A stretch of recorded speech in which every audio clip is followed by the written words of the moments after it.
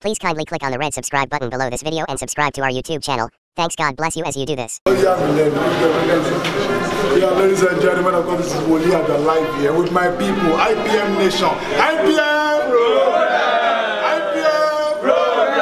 IPM! I'm sorry, I want to read. I want to walk in, but they know Johnny. I think there is